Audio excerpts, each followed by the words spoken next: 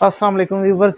उम्मीद है आप बिल्कुल खैरियत से होंगे। और आज की वीडियो का टॉपिक जो है वो बड़ा अहम है उन लोगों के लिए जो कि कैरी या सुजुकी वैन जो है वो यूज़ कर रहे हैं, स्पेशली यूरो 2 इंजन के साथ। तो इस बारे में मुझसे कमेंट्स में एक क्वेश्चन पूछा गया था।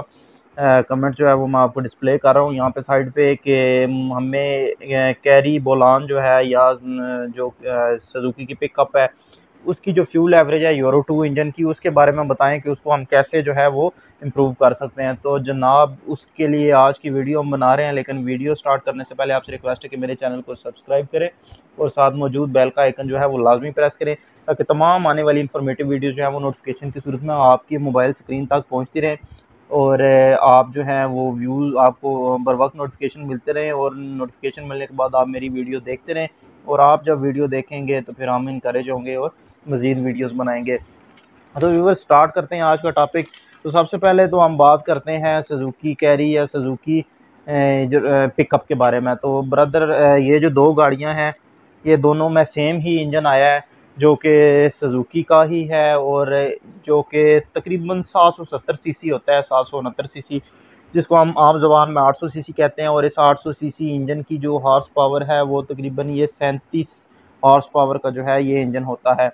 अब मैं आपको बता दूं सीसी और हॉर्स पावर में क्या फ़र्क होता है। अक्सर हम लोग जो है ना सीसी को ही उसका हॉर्स पावर काउंट करते हैं। सीसी जो होती है वो डिस्प्लेसमेंट होती है इंजन की, आपके पिस्टन का साइज़ या फिर आपका बोर जो होता है, पिस्टन का बोर, उसका जो साइज़ होता है उसको हम सीसी काउंट करते हैं।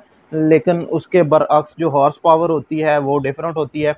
और हॉर्स पावर और सीसी को कभी भी एक नहीं कंसीडर करना चाहिए। तो ये 37 हॉर्स पावर का इंजन है जो कि ज़्यादा पावरफुल नहीं है। तो ज़्यादातर लोगों को क्या होता है जब वो अपनी गाड़ी में को लोड करना स्टार्ट करते हैं, उसमें बंदे ज़्यादा बैठाते हैं, कैरी में पिक एंड ड्रॉप पे जैसे लोगों ने लगाई होती है, या फिर अपनी पिकअप में जब वो लोड डालते हैं तो उनको फ्यूल एफिशिएंसी का इश्यू जो है वो स्टार्ट हो जाता है। और फिर वो मुझसे सवाल करते हैं कि बताएं जी हम इसको फ्यूल एफिशिएंट कैसे बनाएं। तो जनाब मैं आपको इसी सवाल का भी जवाब ही देने लगा हूँ। तो ब्रदर सबसे पहले जो है वो इसके लिए सबसे अहम है आपका टायर साइज़ और आपके रिम। क्या होता है जी, हमारे जो कैरी वगैरह जिन्होंने रखे होते हैं जो वो मोस्टली उसको घर के यूज़ के लिए तो होते नहीं, वो प्रोफेशनल जो हैं वो यूज़ करते हैं, या उन्होंने पिक एंड ड्रॉप लगाई हुई होती है या उन्होंने कोई लोडिंग वगैरह का काम कर रहे होते हैं। तो उसमें क्या होता है कि वो जनाबे वाला अपनी गाड़ी को खूबसूरत से खूबसूरत बनाने की कोशिश में लगे हुए होते हैं।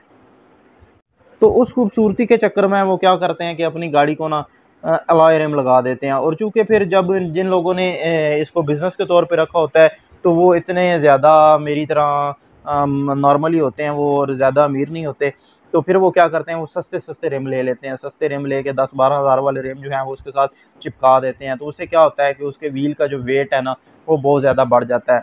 तो फिर क्या होता है, उनकी एवरेज जो है वो डिस्टर्ब हो जाती है। तो सबसे पहला काम आपने क्या करना है, इसकी जो स्टॉक रिम है ना एलुमिनियम वाले, आपने वो जनाबे वाला इसके ऊपर लगाने हैं और उन्हीं के साथ ही आपने जो है ना इसका काम चलाना है।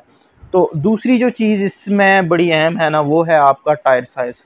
तो क्या करते हैं लोग जनाबे वाला कि टायर साइज़ जो है ना वो काफ़ी चौड़ा सा करके उसमें लगा देते हैं ताकि जी उनको गाड़ी की जो है ना वो लुक बड़ी मज़े की आती रहे। तो आइडियल आपको जो व्हील साइज़ है ना इसके लिए वो आपका है 145-55 और उसका रेडियस होना चाहिए 12। कभी भी आप 13 के रेडियस के टायर जो है ना वो इन दोनों में ना लगाएं, उससे आपकी फ्यूल एफिशिएंसी जो है वो डिस्टर्ब होगी।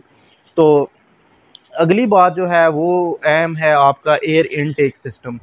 तो जो आपका एयर इनटेक सिस्टम है वो आपका अच्छा होना चाहिए। देखें ना, अब इंसान को सांस ठीक तरह से ना आ रहा हो, जब बंदे को ज़ुकाम होता है, बंदे का नाक बंद होए वो होता है, तो ज़ाहिर है वो सांस ठीक तरह से नहीं ले पा रहा। तो देखें उसकी सारे दिन की रूटीन जो है ना वो डिस्टर्ब हुई हुई होती है। यही सीन जो है ना इन गाड़ियों का है। इसका एयर इनटेक सिस्टम जो है जब वो डिस्टर्ब होता है तो फिर वो अपनी फ्यूल कंजम्पशन जो है वो ऑटोमेटिकली ख़राब करना शुरू हो जाती है।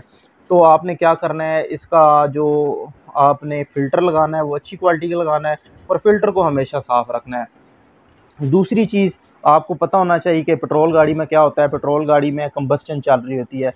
कंबस्टन के लिए फ़ायर कहाँ से आता है, फ़ायर जो है वो आपका आता है उसमें से आपके स्पार्क प्लग में से। आपका स्पार्क प्लग जो है वो फ़ायर जो है वो करता है और फायर करने से उसमें आग जलती है और कंबस्टन होने से आगे इंजन जो है वो पावर प्रोड्यूस करता है।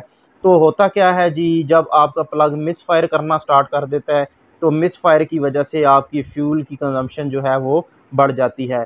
टॉर्क इतना प्रोड्यूस नहीं हो रहा होता है, एनर्जी जो है वो प्रोड्यूस नहीं हो रही होती उसमें। और बर्निंग जो है वो मिस फायर होने की वजह से फ्यूल जो है वो और नीचे से नीचे ड्रॉप होता है, ट्रिकल होता रहता है और वो मिस फायर होकर ज़ाया हो रहा होता है। उससे क्या है, आपका एग्जॉस्ट सिस्टम जो है वो भी डिस्टर्ब हो जाता है। तो आपने क्या करना है जी, उसमें प्लग जो हैं वो अच्छे इंस्टॉल करने हैं। अब होता है कि आप जब हम अपने मैकेनिक के पास जाते हैं तो उनको एक ही नाम याद है सिर्फ, और वो उस नाम को रट के फिर आपको बता देते हैं जी कि आप NGK के प्लग डाल लें, जापानी NGK के प्लग डाल लें। अब NGK के जो प्लग है ना, उसमें मैं आपको बता दूं NGK रेडियम 9 ये अच्छा प्लग है, गो के अच्छा प्लग है, पावर के लिहाज से ये बड़ा अच्छा प्लग है, लेकिन ये फ्यूल इकोनॉमी में कभी भी आपको हेल्प नहीं करेगा, ये चीज़ मैं आपको बता दूं। दूसरे नंबर पे जो हमारे पास प्लग यूज़ होते हैं ना, वो डेंसो के होते हैं। तो डेंसो के जो है, Denso platinum I think so होता है। तो डेंसो प्लाटिनम जो है वो आप करें, अगर इसमें इंस्टॉल या यूज़ करें तो वो भी ठीक है, लेकिन वो भी आपको फ्यूल इकोनॉमी नहीं देगा। उसकी लाइफ ज़्यादा होगी डेंसो की, ये मैं आपको बता दूं, लेकिन उससे आपकी जो फ्यूल इकोनॉमी है उसके ऊपर फ़र्क नहीं पड़ेगा। तो आपने कौन सा जो स्पार्क प्लग है वो यूज़ करना है, वो करना है आपने बोश का कॉपर विद निकल, बोश का कॉपर विद निकल जो है वो स्पार्क प्लग आपने इसमें इंस्टॉल करना है। और उसके बाद आपने देख लेना आपकी फ्यूल एवरेज जो है, अगर आपकी फ्यूल एवरेज 10-12 पे है तो वो लाजमी 14 पे आएगी। 14 मैं इसलिए कह रहा हूँ कि जो कंपनी है ना वो खुद ये दावा करती है कि ये 14 करती है, तो फिर आप 14 पे ही सेटिस्फाई रहें, क्योंकि कंपनी ने जब आपको बेचा है ये डिब्बा तो उन्होंने 14 का ही बता के बेचा है, तो फिर आप 16-18 की तरफ ना जाएँ, आप 14 पे ही अपना फोकस रखें। तो अगली जो बात है वो है आपका एग्जॉस्ट सिस्टम। आपका एग्जॉस्ट सिस्टम जो है वो अच्छा होना चाहिए। जब उसका एग्जॉस्ट सिस्टम डिस्टर्ब होगा तो उसका एयर इनटेक सिस्टम जो है वो भी डिस्टर्ब होगा। तो इस वजह से आपने एग्जॉस्ट सिस्टम के ऊपर फोकस। और आखिरी जो चीज़ वो मैं आपको बताने जा रहा हूँ वो है आपका जो इंजेक्टर है वो क्लीन होने चाहिए। अगर आपका एक भी इंजेक्टर गंदा होगा तो वो फिर मिस फायर का बायस बनेगा, और जैसे जैसे वो मिस फायर का बायस बनेगा इसी तरह आपका एग्जॉस्ट सिस्टम जो है उसको भी वो गंदा करता जाएगा, और जैसे एग्जॉस्ट सिस्टम गंदा होगा तो एयर इनटेक भी ख़राब होना शुरू हो जाएगा, और जो कि आपकी फ्यूल की कंजम्पशन जो है जिसको ख़राब करेगा।